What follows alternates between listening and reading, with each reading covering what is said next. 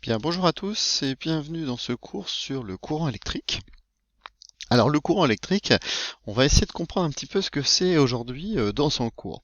Alors vous avez déjà probablement fait des expériences au collège, hein, vous avez branché une pile ici, une pile plate, et puis vous avez branché une lampe, et puis bah, si on fait un circuit, eh bien votre lampe s'allume. Donc ça veut dire qu'évidemment bah, un courant électrique circule. Donc un courant électrique, au global, qu'est-ce que c'est ici? Eh bien en fait, la pile va permettre de mettre la mise au mouvement des électrons qui sont contenus dans les fils du circuit. Donc ces électrons, ils peuvent se déplacer, on va dire, librement d'un atome à un autre. Et donc ces électrons, on les appelle les électrons libres. Alors donc ça c'est si je mets simplement, voilà, avec que des fils électriques et pas cette partie ici avec mon récipient qui contient de l'eau. Donc ça, dans le courant électrique, bah voilà, vous avez un déplacement d'électrons libres, hein, les électrons eux sont négatifs. Et donc ils se déplacent dans les fils. Par contre, si on relie ce circuit avec un récipient qui contient de l'eau, ici par exemple avec deux petites plaques métalliques ou deux électrodes autres que l'on met dedans, eh bien on s'aperçoit d'une chose un peu bizarre, c'est que eh bien votre lampe ne s'allume pas. Alors elle s'allume pas.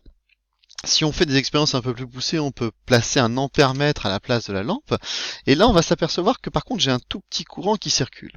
Ça veut dire que dans l'eau, eh bien, il y a quand même quelque chose qui permet de conduire un peu le courant. Si on rajoute du sel à l'intérieur, hein, du chlorure de sodium, et là par contre, on s'aperçoit que l'intensité qui est mesurée va être beaucoup plus importante et qui va permettre à votre lampe de s'allumer. Ça veut dire que quand je rajoute du sel dans de l'eau, eh bien, les particules qui vont être libérées vont permettre la conduction du courant. Alors, dans les fils, je vous ai dit, ce qui se déplace, ce sont des électrons qui sont libres. Maintenant, dans l'eau, c'est autre chose. Alors, qu'est-ce qui peut bien se déplacer?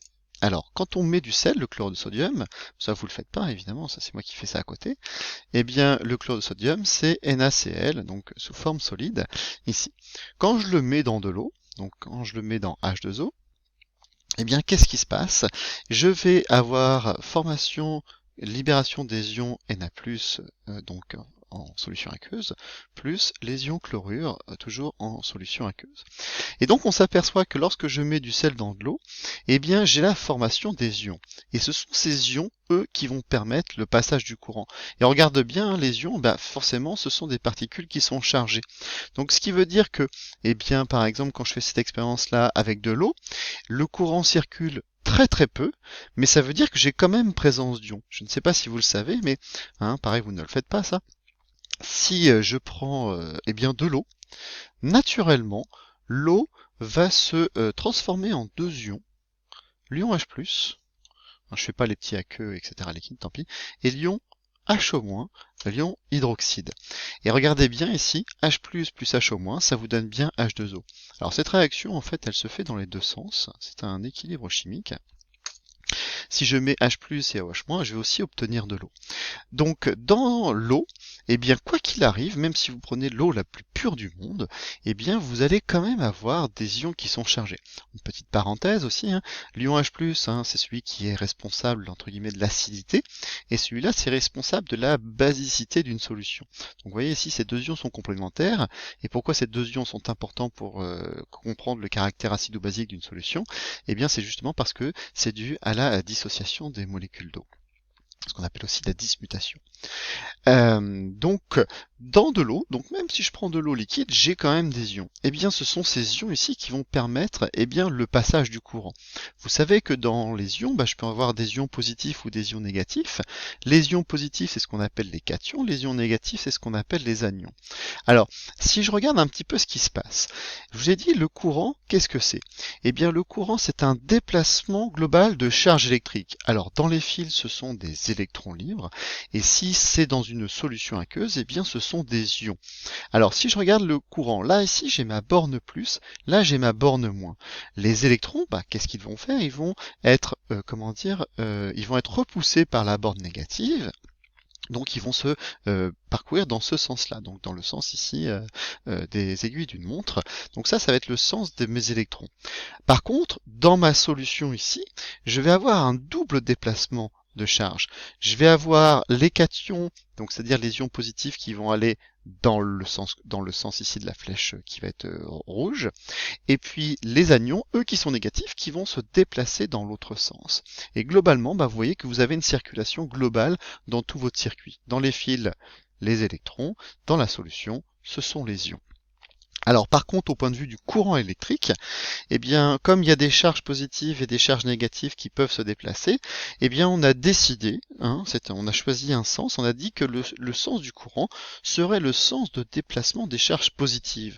Ça veut dire que les charges positives vont se déplacer, par contre, elles, dans ce sens-là, celui-ci. Je vais donc aller du plus vers le moins.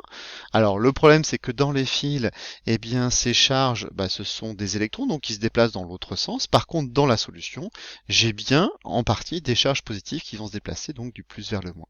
Et depuis on a toujours gardé cette convention de dire que justement le courant allait se déplacer du plus vers le moins. Alors on rajoute une petite chose toujours, c'est à l'extérieur du générateur, parce qu'on s'apercevra que si un jour on étudie les piles, eh bien dans le générateur lui-même c'est un petit peu différent. Voilà. Alors au point de vue des notions à retenir pour ce cours, donc on va essayer de comprendre un petit peu ce que c'est que le courant électrique. Donc on appelle courant électrique le déplacement. Donc, je vais le noter ici, donc le déplacement ordonné de charge électrique. Alors quoi qu'il arrive, vous pouvez noter un petit peu ça. Donc quoi qu'il arrive, un déplacement de charge électrique, quel qu'il soit, c'est ce qu'on appelle un courant électrique. Alors ces charges électriques, on peut les appeler autrement, on peut les appeler donc les porteurs de charge. Donc, ou autrement appelés les porteurs de charge. Dans un métal, les porteurs de charge sont ce qu'on appelle des électrons libres. Voilà, donc je mets électrons libres. Par contre, dans une solution, les porteurs de charge, eux, ce sont des ions. Voilà. Par convention, le sens du courant est donné par le sens de déplacement des porteurs de charge positive, soit de la borne positive, vers la borne négative. Voilà, ça c'est tout pour le courant. Donc globalement, si je résume, un courant électrique c'est quoi? C'est un déplacement de porteur de charge. À chaque fois que vous avez une charge qui se déplace, quelle qu'elle soit de toute façon, vous avez apparition d'un courant électrique. Alors, souvent au collège, on a distingué plusieurs grandeurs. On distinguait l'intensité du courant et la tension du courant. Vous savez que ce sont des choses qui sont différentes, mais finalement, la grosse différence entre les deux, c'est pas facile à appréhender. Alors souvent, on fait la comparaison d'une chute d'eau. Je vais faire un petit dessin sur le côté, vous ne le faites pas évidemment. Donc imaginons que je prenne un récipient, quelque chose qui contient de l'eau tout simplement, voilà. Et puis si je m'amuse à faire un petit trou à cet endroit-là, évidemment l'eau va couler.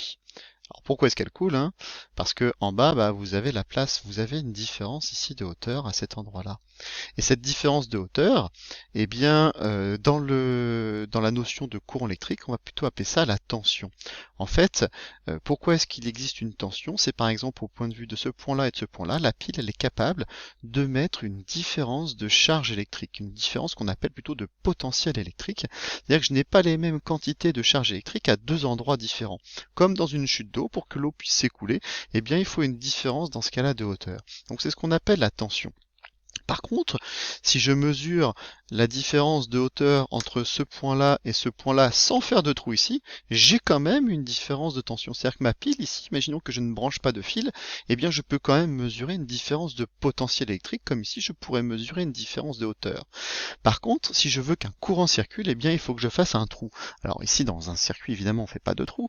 On va tout simplement relier les bornes de la pile par un fil conducteur. Et donc, qu'est-ce qui va se passer? L'eau va s'écouler. L'intensité, par contre, elle, c'est le débit. Ça veut dire qu'imaginons que je fasse un petit trou, je vais avoir un petit filet d'eau qui va s'écouler, donc un petit débit, ça veut dire que je vais avoir pas beaucoup d'eau qui va s'écouler pendant un certain laps de temps. Par contre, si je fais un gros trou, l'eau va s'écouler très rapidement, et dans ce cas-là, on pourra dire que j'ai une sorte d'intensité assez importante. Et donc j'aurai plus d'eau qui va couler dans un intervalle de temps. Et bien pour le courant, c'est la même chose. Le courant électrique, ce qu'on appelle intensité, c'est le débit de charge. C'est le débit de charge, c'est-à-dire le nombre de charges qui vont circuler en un temps donné. Donc si j'ai un courant qui est fort, ça veut dire que j'ai beaucoup de charges électriques qui vont circuler dans un temps donné, d'accord ? Et si j'ai un petit courant, bah, j'aurai pas beaucoup de charge. Donc je peux avoir, c'est les deux grosses différences entre ces deux notions, c'est que je peux par exemple avoir une différence de potentiel, une tension électrique entre mes deux bornes. Si je fais pas tout simplement, si je coupe, si je ne fais pas de trou, bah, je pourrais toujours mesurer une différence de potentiel sans courant. Si je fais un trou, par contre, regardez bien, je peux aussi dire que bah après, imaginons que j'ai quelque chose de plat, voilà. Donc l'eau va quand même continuer à circuler un petit peu, comme dans une rivière. Je vais avoir, quoi qu'il arrive, quelque chose qui va circuler. Si je mesure la différence de hauteur entre ces deux points, il n'y en a pas. Donc je vais avoir une différence de potentiel, c'est-à-dire globalement une différence de tension qui va être nulle, alors que le courant, lui, va quand même circuler, puisque j'ai quand même de l'eau qui va bouger. C'est ce qui se passe dans les fils. Dans les fils, si je mesure la tension entre deux points, eh bien, je vais avoir une différence de tension, une différence de potentiel qui va être nulle, alors qu'un courant peut circuler à l'intérieur. Voilà, alors c'est la petite comparaison que l'on fait pour comprendre. Ce qu'il faut retenir, c'est que, en fait, la tension électrique, surtout, c'est une différence de potentiel, c'est-à-dire qu'à deux endroits différents, je n'ai pas le même nombre de charges électriques, je n'ai pas la même quantité de charges électriques, alors que le courant, lui, l'intensité, eh bien, lui, ça va être le débit, c'est-à-dire le nombre de charges qui vont circuler dans un certain laps de temps. Alors, donc ce qui se passe, c'est que si je prends ici, si imaginons que je coupe un fil, donc j'ai ici un schéma qui permet d'expliquer un fil conducteur. Donc je coupe, donc j'ai ici une section, la section c'est le diamètre lorsque l'on coupe le fil. Donc on imagine qu'à l'intérieur, eh bien vous avez ici un fil de cuivre, donc vous avez des atomes de cuivre, et puis ce qui est le petit point noir qui se trouve là, eh bien ce sont des électrons libres. Alors ce qui se passe, c'est que si je veux connaître le courant électrique, eh bien je vais compter le nombre de charges électriques que j'ai en un certain nombre de temps. Donc en gros, je vais avoir une charge électrique que je vais diviser par un temps.